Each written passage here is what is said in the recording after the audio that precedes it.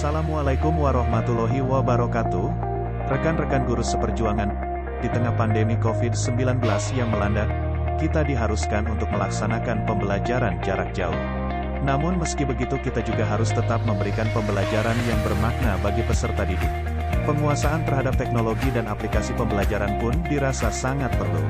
Berikut ini adalah simulasi pembelajaran jarak jauh oleh Acep Suhendar, guru IPS SMP IT Anur Cikarang Timur. Langkah pertama adalah kita lakukan persiapan yang matang sebelum bertemu dengan peserta didik. Periksa kuota internet, pastikan mencukupi. Perhatikan juga penampilan diri agar sedap dipandang, meskipun hanya mengajar lewat daring. Sapa siswa melalui WhatsApp, lalu ajak siswa untuk masuk ke aplikasi Zoom. Setelah masuk ke Zoom, pada tahap apersepsi, mulailah pembelajaran dengan berdoa. Minta salah seorang siswa untuk memimpin doa. Guru mengecek kehadiran siswa sekaligus menanyakan kabar.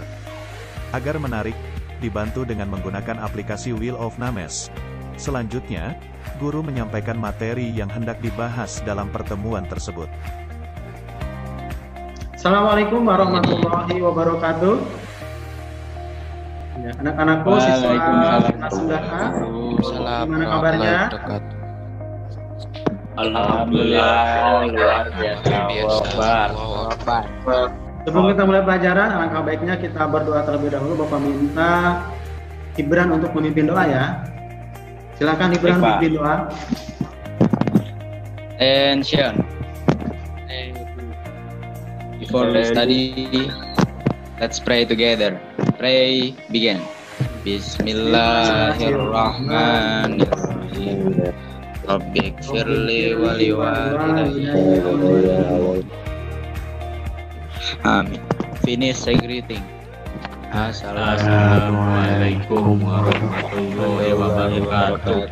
Waalaikumsalam warahmatullahi wabarakatuh. Terima kasih Ibran sudah memimpin doa. Mudah-mudahan dengan mengawali pembelajaran ini dengan doa, pembelajaran kita menjadi lebih berkah dan bisa diberikan kelancaran oleh Allah Subhanahu wa taala. Nah, teman-teman, sebelum mulai pelajaran, Bapak akan menanyakan kabar kalian satu persatu terlebih dahulu. Untuk itu, kita menanyakan kabarnya sambil absen ya.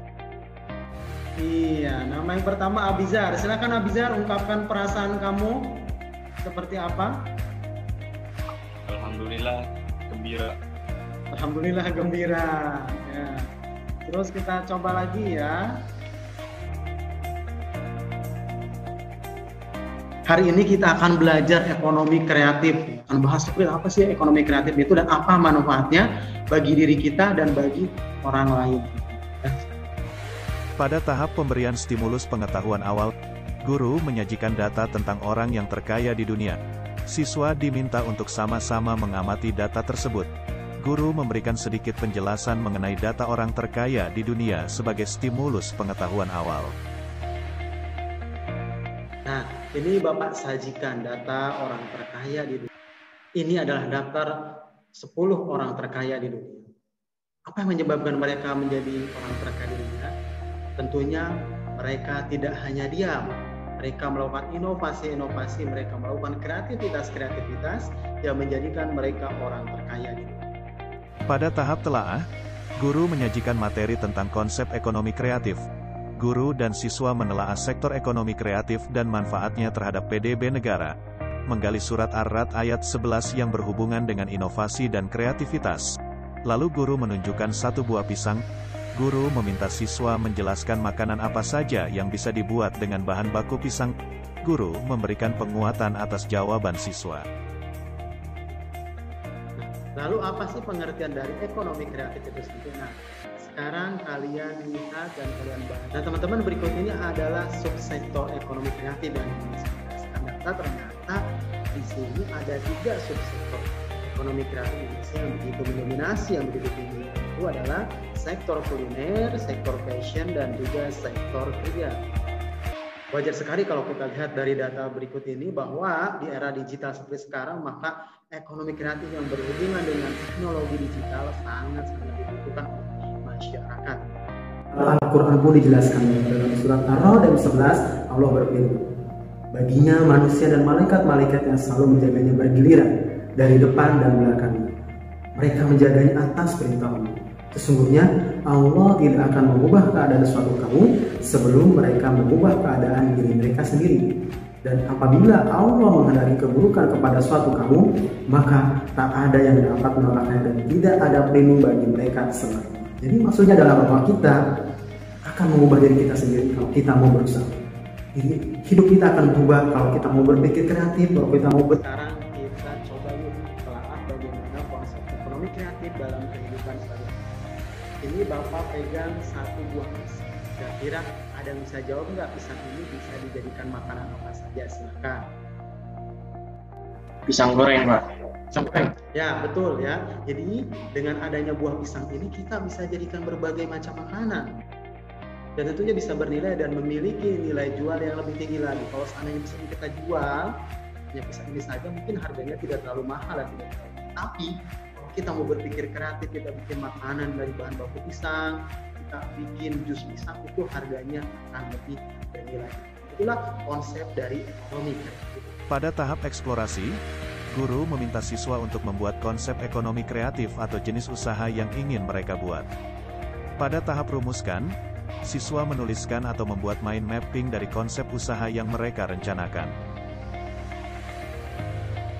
Nah, selanjutnya Bapak berikan waktu kepada kalian 5 menit untuk merencanakan konsep ekonomi kreatif yang ingin kalian buat. Silahkan dicatat, ditulis di dalam buku tulis kalian ataupun kalian buat seperti ini. Pada tahap energizer, guru mengajak siswa untuk melakukan permainan tebak gambar agar siswa kembali bersemangat dalam mengikuti kegiatan belajar mengajar. Nah teman-teman, sebelum kita melaksanakan presentasi, angka baiknya agar kita tidak jenuh belajarnya, kita ice breaking terlebih dahulu ya. Sekarang kita akan bermain tebak-tebakan. Pada tahap presentasikan, guru meminta salah seorang siswa yang terpilih berdasarkan undian di aplikasi Well of Names untuk mempresentasikan konsep usaha ekonomi kreatif yang direncanakan. Sekarang kita akan mulai presentasi. Seperti biasa, Bapak akan gunakan aplikasi seperti di awal tadi untuk memilih siapa yang akan presentasi terlebih dahulu. Oh, ternyata Farel. Silakan Farel untuk mempresentasikan konsep ekonomi kreatif yang sudah kamu buat. Ya, akan mencoba ini, Pak. Usaha desain, Pak. Ya. Bagus ya Farel ya. Nanti lain kali lebih diperjelas lagi seperti apa konsepnya, kamu mau apa dalam kegiatan ekonomi kreatif. Oke, selanjutnya kita putar lagi. Siapa yang muncul? Ternyata Hibran. Hibran, silakan paparkan konsep ekonomi kreatif yang kamu akan rencanakan. Oke Pak, jadi pada kali ini saya akan mempresentasikan tentang usaha yang saya mau buat. Jadi yaitu saya ingin menghasilkan hobi menjadi uang Pak. Dengan cara apa? Jadi kita kayak open website. Di situ orang-orang bisa ngisi kayak hobi mereka maupun kayak kelebihan mereka. Let's say dia bisa editing dalam foto, color grading foto, membuat banner iklan. Yang dimana orang itu menyewa jasanya dia membutuhkan komputer ataupun handphone dan jaringan internet aja. Jadi dari rumah kita dapat menghasilkan uang dan itu bisa diakses secara global. Oke, bagus sekali Hibran. Kita berikan applause untuk Hibran. Kita kasih nilai 100 untuk Hibran. Keren sekali dari konsep ekonomi kreatif yang direncanakan oleh Hibran. Kemudian guru membagi kelompok untuk kegiatan presentasi minggu depan dengan menggunakan aplikasi Random List dan membagi materi yang bisa diakses di aplikasi Google Classroom. Teman, selanjutnya Bapak akan membagi kalian dalam beberapa kelompok ya. Karena minggu depan kita akan presentasi. Presentasinya kita akan membuat konsep yang lebih khusus lagi, lebih detail lagi. Nanti kita akan tunjuk dalam kelompok itu siapa yang akan jadi manajernya, siapa yang akan jadi direkturnya, siapa yang kebagian jadi pemasarannya, ya nanti kita akan presentasi. Oke, dalam membuat kelompok, Bapak tidak akan memilih sendiri berdasarkan pendapat Bapak dan juga pendapat kalian, tapi di sini kita akan gunakan aplikasi pengacak. Jadi, biarkan komputer yang mengacak kalian berada di kelompok yang mana. Kita sepakati ya, 3 kali kita meritan, kita mengacak kelompoknya, maka itulah kelompok yang sebenarnya. Oke teman-teman, setelah kita tentukan kelompoknya, selanjutnya nanti kalian cari materinya di Google Classroom ya. Di sana ada materinya. Silakan kalian cari referensi sebanyak-banyaknya. Kalian mau bikin usaha seperti apa, kalian mau bikin konsep ekonomi kreatif seperti apa. Itu terserah pada pendapat kelompoknya masing-masing. Oke teman-teman, sebelum kita menutup pelajaran nih, Bapak mau recalling dulu nih kepada beberapa siswa nih, bagaimana sih setelah kita belajar ekonomi kreatif, apa hikmah atau pesan yang kamu dapatkan setelah belajar ekonomi kreatif. Silakan, siapa yang mau? Oh iya, Farel, silakan Farel. Yang saya dapatkan itu bahwa ekonomi itu nggak cuma tatap muka dengan pembeli dan penjual, itu bisa dari online gitu, dari toko. Pada tahap aplikasikan duniawi dan ukhrawi, guru mengajak siswa untuk berpikir kreatif, berinovasi, menciptakan produk yang bernilai dalam kegiatan ekonomi kreatif agar dapat membantu banyak orang, memberikan pesan, hikmah dan motivasi dari pembelajaran yang telah dilaksanakan, pesan, hikmah dan motivasi yang bisa diterapkan pada kehidupan duniawi maupun ukhrawi. Teman-teman, setelah kita belajar begitu banyak tentang ekonomi kreatif, setelah tadi kita berdiskusi, ternyata banyak sekali hal yang bisa kita lakukan. Kunci dari ekonomi kreatif adalah kreativitas itu sendiri. Sebagai generasi penerus bangsa, kalian harus jadi pemenang bukan pecundang. Kalian harus jadi pencipta bukan hanya pengguna. World Economic Forum pernah mengatakan bahwa 65% siswa yang duduk di bangku sekolah dasar sampai dengan menengah saat ini akan berada di profesi yang belum ada sekarang. Itu artinya 5 sampai dengan 15 tahun yang akan datang banyak muncul pekerjaan baru. Dan kalian adalah pemeran utama. Selain itu, skill yang paling dibutuhkan dalam rangka menghadapi revolusi industri 4.0, society 5.0, bonus demografi 2030 hingga Indonesia Emas 2045 adalah soft skill, yaitu pemecahan masalah yang semakin kompleks, berpikir kritis, kreativitas, manajemen manusia, berkoordinasi dengan orang lain, kecerdasan, ciptakanlah penemuan-penemuan baru, ciptakanlah lapangan kerja yang baru, yang mana bukan hanya bermanfaat bagi diri sendiri, tapi juga bagi orang lain. Dan dalam Islam dikatakan bahwa sebaik-baiknya orang adalah yang bermanfaat bagi orang lain. Hadis riwayat. Ya teman-teman, terima kasih telah mengikuti pembelajaran bersama Bapak. Mudah-mudahan apa yang kita dapatkan bisa bermanfaat dan bisa kita terapkan dalam kehidupan sehari-hari. Mari kita tutup dengan membaca hamdalah.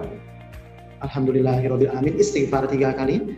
Astagfirullahaladzim, astagfirullahaladzim, astagfirullahaladzim, dan doa kafaratul majlis. Subhanakallahumma wa bihamdika, asyhadu an la ilaha illa anta, astaghfiruka wa atubu ilaik. Terima kasih. Assalamualaikum.